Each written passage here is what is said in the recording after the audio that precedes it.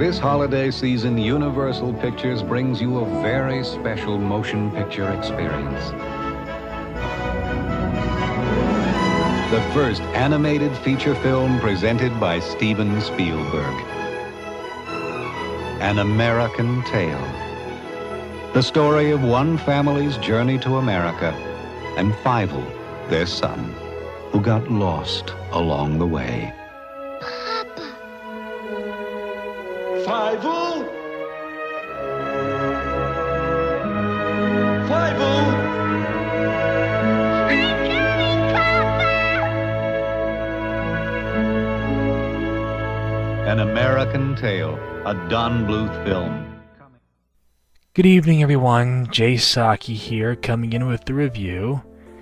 And I got Giles with me again tonight. Giles, how's it going? Hello. It's okay. Mind if I clear something up? Someone inquired about your accent, and I recall last time I said you were from England, but you were originally born and raised in Wales, correct? Yeah, I was born and raised in Wales, and then I've lived for a little bit in England, so the accent is kind of hybridized over time. Yeah, I find it easier to just say a UK accent at this point in my life. Well, if it makes you feel better. Okay, anyways, so we both just watched An American Tale, and I got a couple questions for you. Yes. So I have a feeling we're going to be talking a bunch about Don Bluth movies in general. So I was wondering if you had the same feelings towards this movie as I do, or did. So tell me, when is the last time you watched The Secret of NIMH? I actually rewatched it last year. Okay, and when is the last time you watched The Land Before Time? We rewatched it two years ago, I think. And so, when is the last time you watched An American Tale? Good question. I'm gonna have to say more than 10 years. For me, I think it's been like 20 years. Since I literally sat down and watched it all the way through. So we're reviewing An American Tale. I guess I'm assuming everyone knows the movie. Little Jewish mouse, Fievel Mouskowitz. The mouse immigrates from Russia to America to find a better life with his family. All set in the late 1800s. I'm sure everyone knows the movie. So anyways, my thoughts are this. Don Bluth has a bunch of movies. Some that are pretty good, and a bunch that are pretty embarrassing and cringy. Would you agree?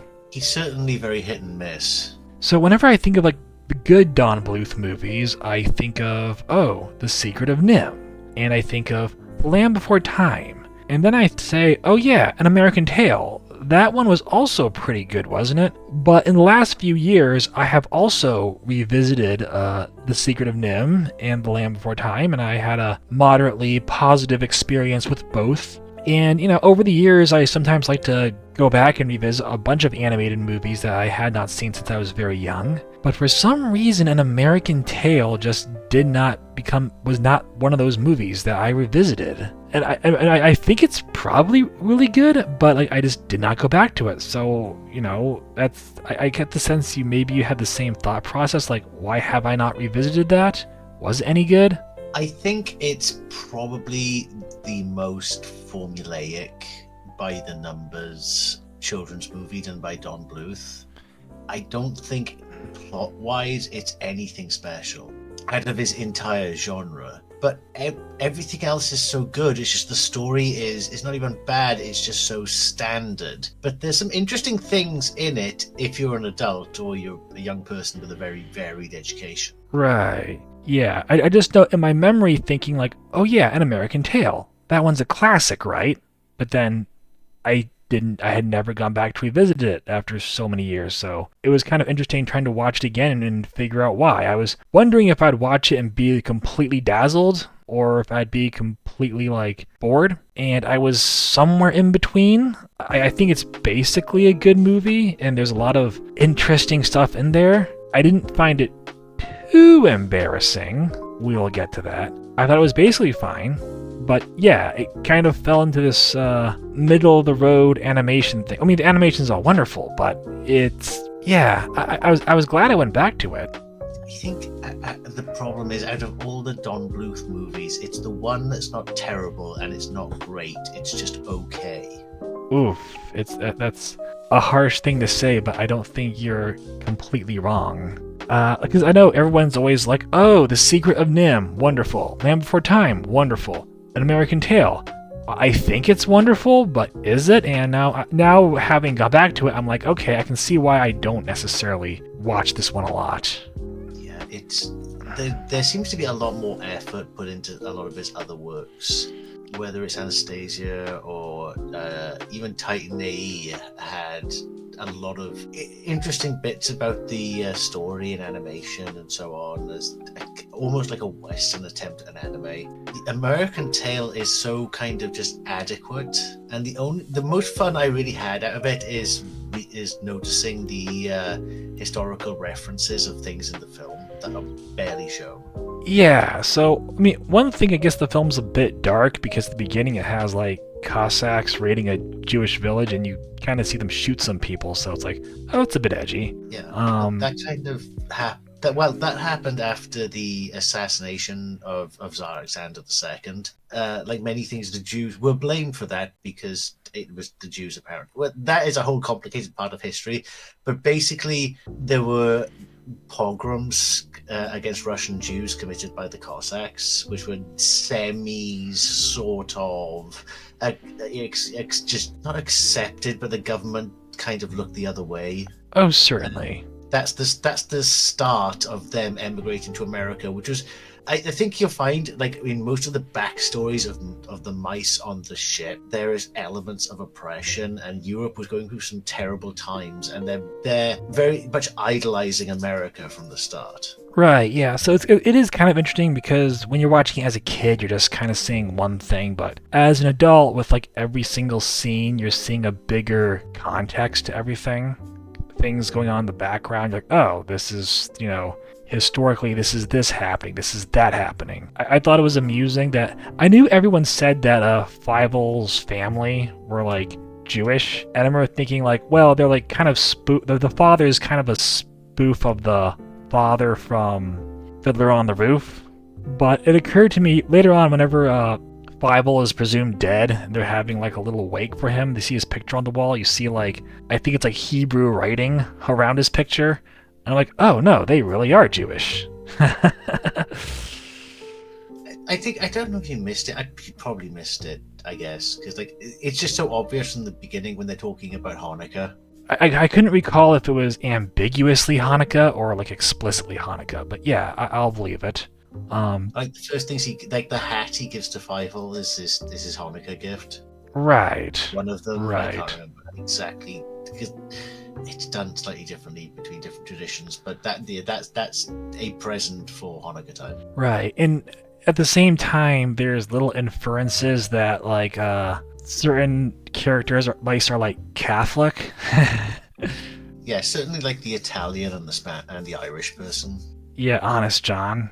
Yeah, it was really the time of all the people, well, should I say all the mice going over were fleeing some kind of oppression, and they were generally idolizing America, but they got to America during the time of the Depression, so it wasn't like a vast economic opportunity when they got there.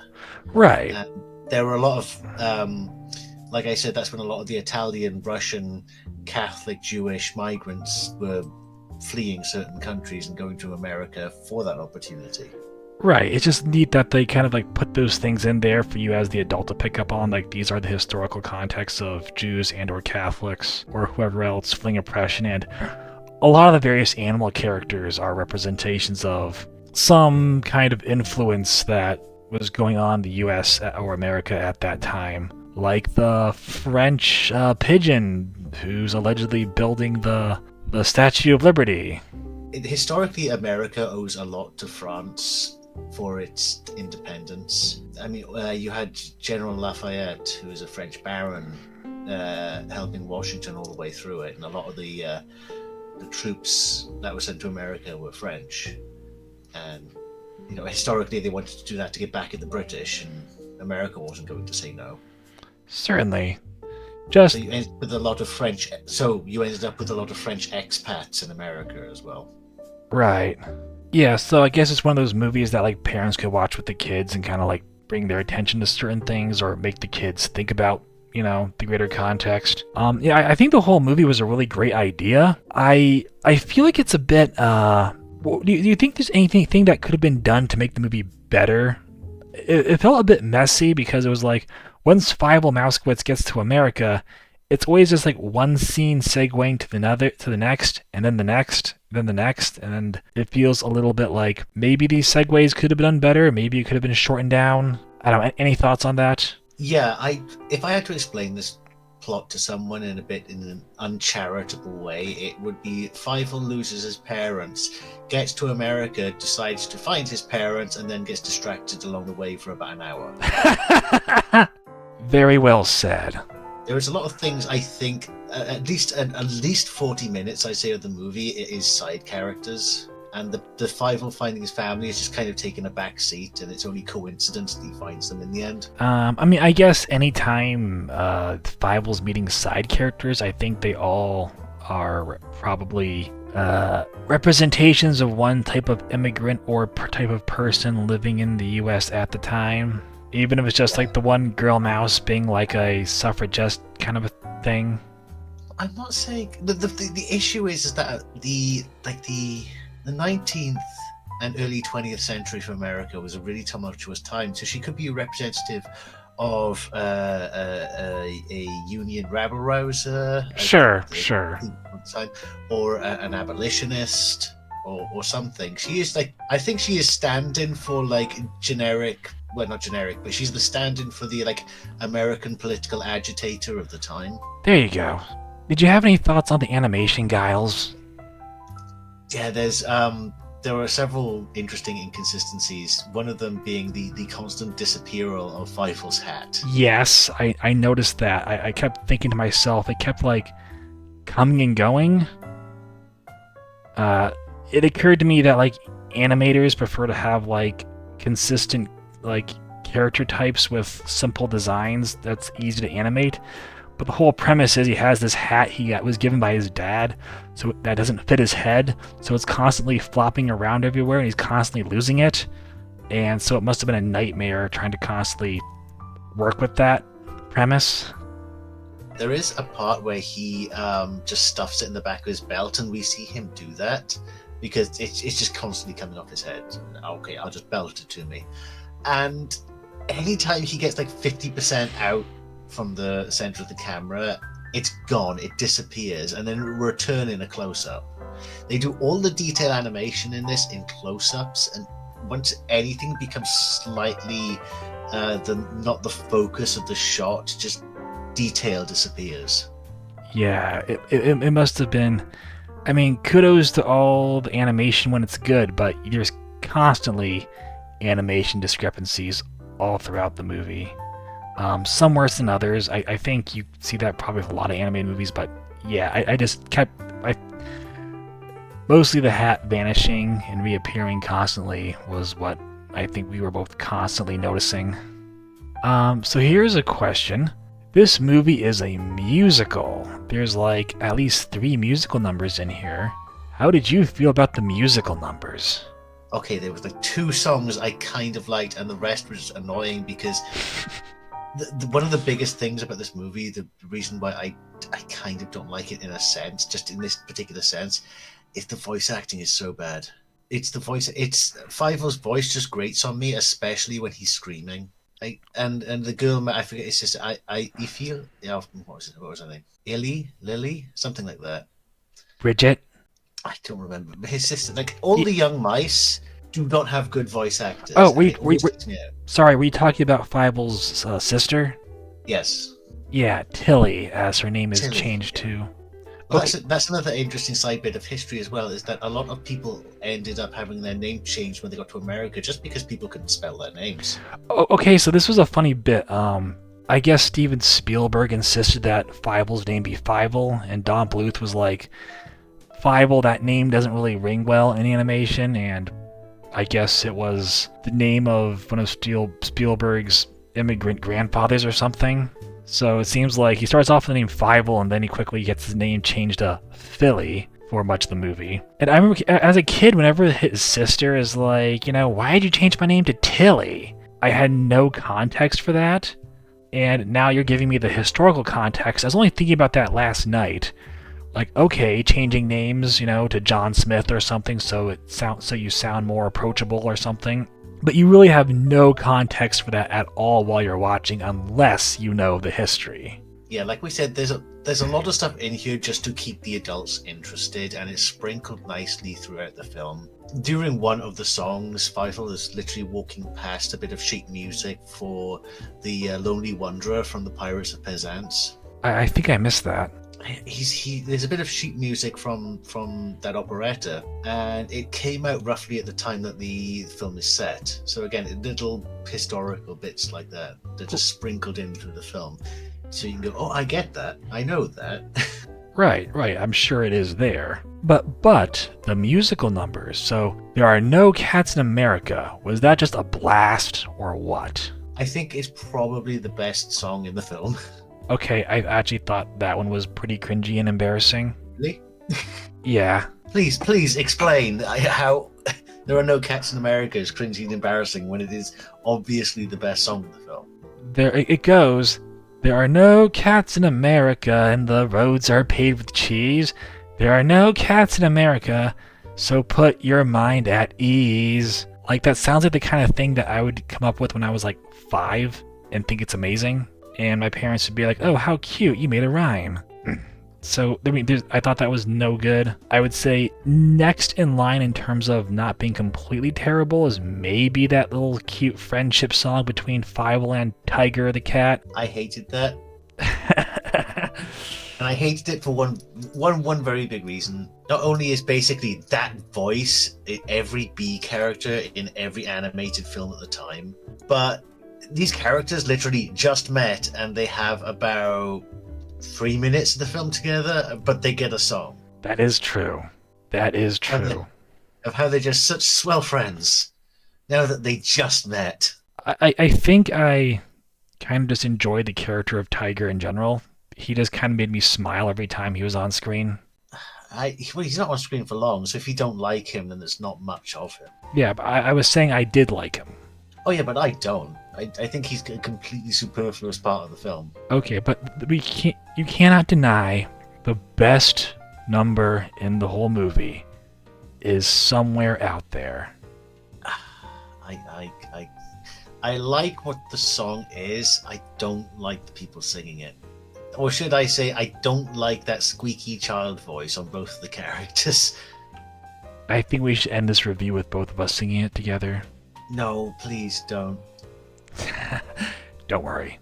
Let's see, side notes here. Other movies that came out in 1986, because that's Labyrinth came out that year, Big Trouble in Little China, The Name of the Rose, Platoon, Stand By Me, Top Gun, and Ferris Bueller's Day Off. You're forgetting one of the best films ever, Aliens. How did I not have that on? Was that actually that year? Because I just pulled this list from my personal list of things that I've seen. There were some great movies in the 80s. You had the Jeff Goldblum's The Fly, which is probably the best B movie ever. Holy cow, wait, how did I miss Aliens there? I make a list of every single movie I've ever watched in my life, and somehow I did not mark it. Thank you for bringing that up. Now I can add that to my film watching history. Yeah, also The Highlander and The Great Mouse Detective. Right. I've not seen Highlander in like 20 years also. I think it's one of those films I kind of routinely go back to. It figures that it would be one of those movies you would routinely go back to. It's a good film.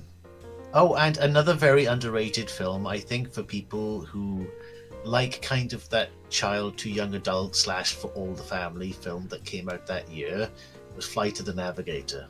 I've never seen that one. I think you should watch Flight of the Navigator. Anyway, Fievel Goes West. I think we would be slightly remiss of talking about this film if we didn't in some way mention that it had a spin-off TV series. Would we be remiss? I think we have to mention Five O Goes West. Okay, we'll talk about Fievel Goes West. Well, you had Fievel Goes West, and there was like a TV series, but a lot of things had a bad. Lots of movies back then had terrible TV series shows that spun off. Was it really terrible though? Okay, the cartoon show. Yeah, the syndicated TV show. Okay, I've never seen any of it, so you tell me, was it great? Well, it was just, again, it was like your middle of the road spin-off TV series from a semi-popular film. I think that's the curse of the Fievel films, in that they're just kind of standard. Yeah, so that's why we're not going to talk about the TV show. But Fievel Goes West, did that leave any impression on you? Probably has more historical inaccuracies than the first film. Okay, so I actually did watch Fievel Goes West some years back, 7 years ago, I think, and just on a personal dare, because I had not seen it in eons, or I'm not sure if I'd ever watched it completely all the way through. And my hypothesis going in was, okay, either this movie's going to be actually okay or completely cringe. So I watched it, and when it was over, I was like, oh, that was cringe. I actually think there was a lot of good things in there, but once they kept saying mouse burgers, like, I was out. Yeah, there weren't many great sequels and spin-offs from cartoons in the 80s. But, well, you tell me. Sorry, did you enjoy Fievel Goes West? Not really. It's if An American Tale is okay, Five Goes West is just meh. I hate to use the word, but it's almost like slop. I'm just not offended. I'm not upset, but I'm not impressed either. Okay, so let's wind this one down now. So, what did we learn from this movie? A lot of people emigrated to America in the 1890s. Yeah, that's about it. And I think I knew that, but I guess it gave me time to reponder, rethink, and rethink about that. And I think I learned that. I think I realize now why I don't really care to return to An American Tale that often. It's not offensive, but it's just one that I don't feel. It's perfectly fine. I just, I think just like you, I don't feel the strong urge to return to it over other classic animated films from that era. Yeah, An American Tale is something you watch every 10 or so years just because it's on, and then you realize, oh yeah, I remember this. And that's as far as it gets. Is that it? Is that all we have for this movie? I think so. I think that's all I have for Five Football. It goes to America on channels or something. I don't know. Okay.